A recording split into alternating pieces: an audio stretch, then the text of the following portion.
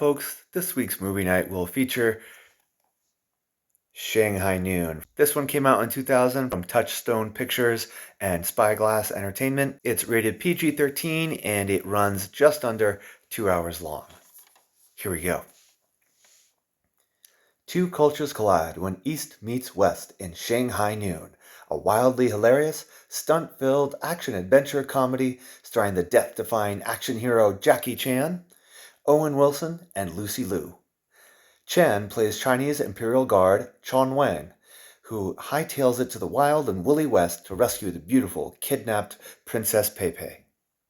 When he meets up with the laid-back outlaw cowboy dude, the best mismatch ever made in the rough and tumble Old West, the two face jail, brawls, bordellos, and the vilest villains this side of the Great Wall. Spectacular stunts, outrageous irreverence, and epic vistas reign as East meets West and a battle for honor, royalty, and a fortune in gold. It's a real kick. Like most Jackie Chan movies, the fighting leans a little bit towards slapstick, although there are some pretty intense moments. For whatever reason, the filmmakers decided to focus on attacking the neck as kind of the most intense thing. There's a scene where one guy is on the floor and another guy leans with his boot on the guy's neck. There's another scene where someone is grabbed by the throat really hard and there's this weird popping sound. Then they get dropped and they never move or get up after that. There's also a scene where a woman's leg is grabbed and twisted and there's like a cracking noise.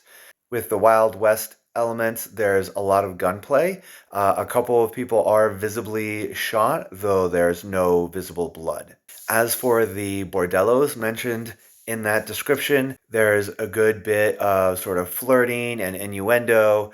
There's a place where a lot of men have their shirt off and a lot of women are wearing dresses that reveal cleavage. That's about as risque as it gets. There's a lot of time spent in different bars and saloons. There's a lot of visible drinking, and there's also a scene where someone smokes what's called a peace pipe.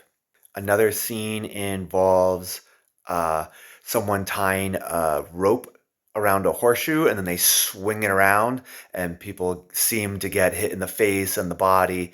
Again, no visible blood from that one.